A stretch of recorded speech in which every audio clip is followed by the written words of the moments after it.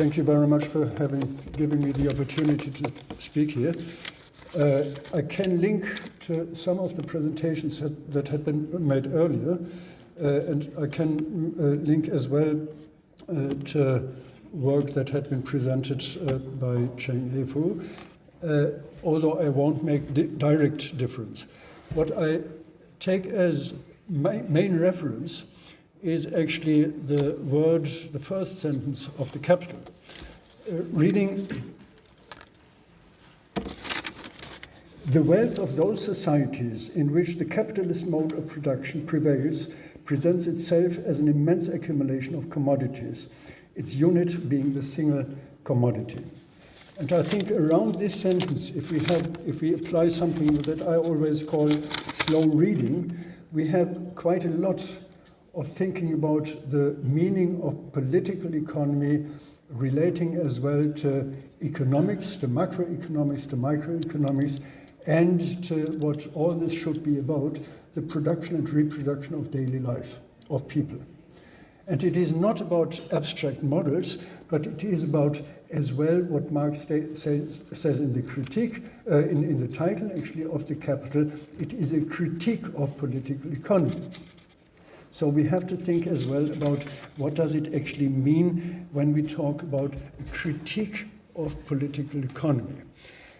Meaning first we should define what capitalism is about. And I quote a work by a small work, "We use a legal framework of private ownership to extract value from the labor of others. The end game is a system of that hoards wealth, stifles innovations, and ultimately destroys the value created by cooperation among those who seek to do things that cannot be done alone." So we enter immediately as well from the political economy, the area of law, and this is very much a normative setting of what is called capitalism today. It is a normative setting put into legal terms and defining as such something we may say even on an arbitrary basis. Reference had been made earlier to power. This is the origin of capitalism, not least with the enclosure of property. So taking away from the polis, from the polity, what belongs there and privatizing it.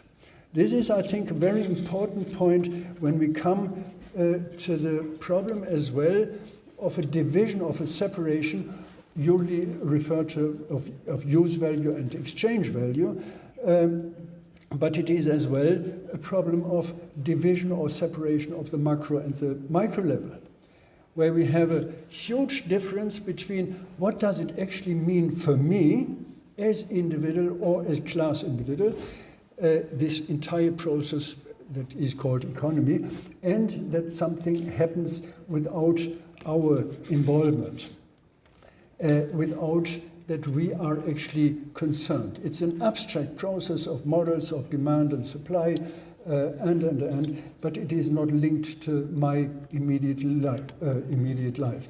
Although it is linked, that I of course depend on it, and this capitalist thinking is going through all my pores, through all the pores of capitalism. Karol Polanyi, just to quote this once, referred to the problem that we are actually working in a society, it's still society, it's not just economics, but in a society that is solely geared to gain, and where he says the self-regulating market system was uniquely derived from this principle, all oriented on gain. We find this actually in a way as a replication of Cartesian thinking, where Descartes said, cogito ergo sum, I'm thinking, therefore I am, and here we have I am buying, and therefore I am. I'm not existing in this polis, but I'm actually only existing as a market citizen, as oriented on this exchange process. This is how I construct, how I establish myself as market citizen, not as political citizen, not as so on political, although this is still there, the new existence of something defined by commodities and defined actually by the individual commodity that is decisive for me to define it.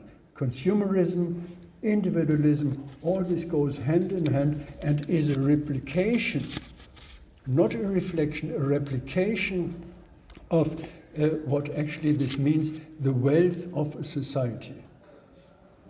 The wealth of society is the wealth of individuals. It's not the wealth of society as such. The wealth of society is my personal wealth expressed and utilizing a single commodity. So I think this is a deep way of thinking about this one sentence, and where we have to come to the critique then. Of course it is about economics, macro and microeconomics, but we have to rejoin them. And this is, I think, the task of a critique of political economy today, to move back to this integration and to say this is actually what is possible today, and this is something Marx said as well. The capitalism was a very progressive system at that time, enhancing productivity, enhancing the possibilities. What do we have today? And I think there is something as well where we have to come back to the critique of political economy, to look at what is that we have as potentials. Where are the new potentials of productivity? Where do we have the new potentials for moving things on? And Ding Bing said something I think very important. It is about public ownership. This is a very crucial thing, and that is we have to think about, under these conditions, the shortening of labor time. We are so productive globally that we do not have to work to the extent that we do now. And this is something on the recently issued as well by the Communist Party here in China. We have to reduce ours instead of extending them. I said in an earlier presentation, actually in Havana, that there are 5 main things where we can move things on. Five main topics. This is the complexity of government. We always talk about governments, but we have to move to governance, meaning a participative structure that had been mentioned as well, a participative structure of inclusion, of including people in what they produce, how they produce. It's not about democratic systems as a parliamentarian democracy or something like this. It is about more. It is as well about deciding how we produce, not only what we produce. Second, the individualization of problems. We always talk, this is your problem and you are responsible for it. But in actual fact, these are social problems. This is frequently and increasingly, I think, denied, that we are not talking about individual problems. Of course, there are individual problems. If somebody is unemployed, if somebody doesn't have the money to pay for accommodation, we talked about it in the morning, it is impossible nearly to live in one of the capitals or larger cities.